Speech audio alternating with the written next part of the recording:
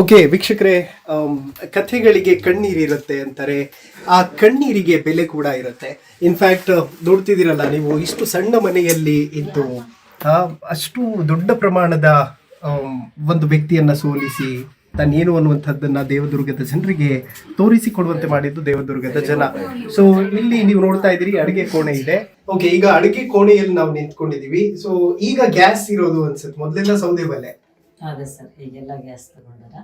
ಸೌದೆ ಒಲೆ ಕೂಡ ಮಾಡ್ತಾರ. ಏನಾದ್ರು ಎಮರ್ಜೆನ್ಸಿ ಅಂದ್ರೆ ಇದ್ರಾಗ ಮಾಡ್ತಾರೆ. ಇವಾಗ ನಾವಿದ್ದಾಗ ಅಂತ ಇರ್ಲಿಲ್ಲ, ಈಗ ಬಂದ ಮಾಡ್ತಿರ್ತಾರೆ. ಈಗೆಲ್ಲ ಪ್ರತಿಯೊಬ್ಬರು ಸಿಲಿಂಡರ್ ಸೌದೆ ಒಲೆ ಮಾಡ ಹಚ್ಚಕ್ಲೋದು ಏನೋ ಮಾಡಿದ್ರೆ ಇಷ್ಟರಲ್ಲೆಲ್ಲ ಹೊಗೆ ಬೀಳ್ತು ಅಂತ ಏನೋ ಬಿಟ್ಟದ ಅಂತ ಕಾಣಿಸ್ತದೆ. ಇಲ್ಲಿ ಸಣ್ಣ ಬಾತ್ರೂಮ್ ಸ್ನಾನಕ್ಕಷ್ಟೇ ಯೂಸ್ ಮಾಡ್ತಾರೆ ಇದೆಲ್ಲ. ಓಕೆ, ಇಲ್ಲಿ ರೊಟ್ಟಿಯನ್ನು ಮಾಡಿ ಇಟ್ಟಿದಾರಲ್ಲ. ನಮ್ಮ ಮನೆ ದೊಡ್ಡ ಅತ್ತಿಗೆ ಮಾಡ್ಯಾರ ಇವೆಲ್ಲ ರೊಟ್ಟಿ, ಸಜ್ಜೆ ರೊಟ್ಟಿ ಇದನ್ನೆಲ್ಲ ಮಾಡ್ತಾರ. ಇದೇ ರೀತಿ ಅವ್ರ ಊಟ ಅನ್ನ ಸಾರು ಇರ್ತದ, ಮತ್ತೆ ಇಂಥವೆಲ್ಲ ಊಟ ಮಾಡ್ತಾರ. ನಾವು ಕೂಡ ಇದೇ ತರ ತಿನ್ಕೊಂಡು ಬೆಳೆದೀವಿ ಸರ್. ಕರೆಕ್ಟ್. ಬಹಳ ಆಶ್ಚರ್ಯ ಆಗುತ್ತೆ ಮೇಡಮ್ ನನಗೆ, ದೇವ್ರು ಹೇಗೆಲ್ಲ ಮಿರಾಕಲ್ ಮಾಡ್ತಾನಲ್ಲ ಬದುಕಲ್ಲಿ. ದೇವ್ರ ಅದನ್ನ ಅನ್ನೋದಕ್ಕೆ ನಾನೇ ಉದಾಹರಣೆ. ದೇವ್ರ ಅದನ್ನ ನನ್ನ ಬದುಕೆ ಉದಾಹರಣೆ. ನಮ್ಮಂತ, ಯಾಕಂದ್ರೆ ನಾನು ಯಾಕೆ ಇದನ್ನೆಲ್ಲ ಹೇಳಕ್ ಇಷ್ಟಪಡ್ತೀನಿ ಅಂದ್ರೆ, ನಾನು ಯಾಕೆ ಮುಚ್ಚಿಡೋದಿಲ್ಲ ಅಂದ್ರೆ, ಸಾಕಷ್ಟು ಮಹಿಳೆಯರು ನಾವು ಆಗೋದಿಲ್ಲ ಅಂತ ಕುಂದ್ರದ್ ಬೇಡ.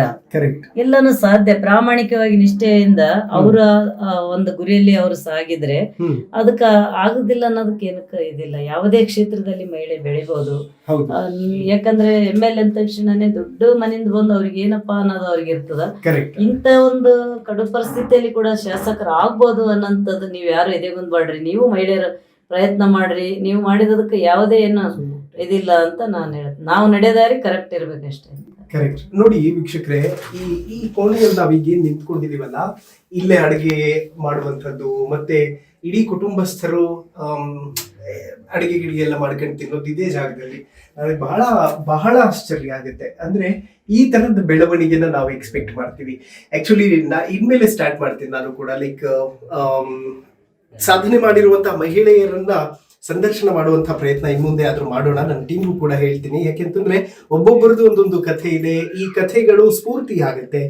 ಆ ಸ್ಫೂರ್ತಿ ಮತ್ತಷ್ಟು ಜನರಿಗೆ ಮುಂದೆ ಬರೋದಕ್ಕೆ ಒಂದು ದಾರಿಯನ್ನ ಮಾಡಿಕೊಡುತ್ತೆ.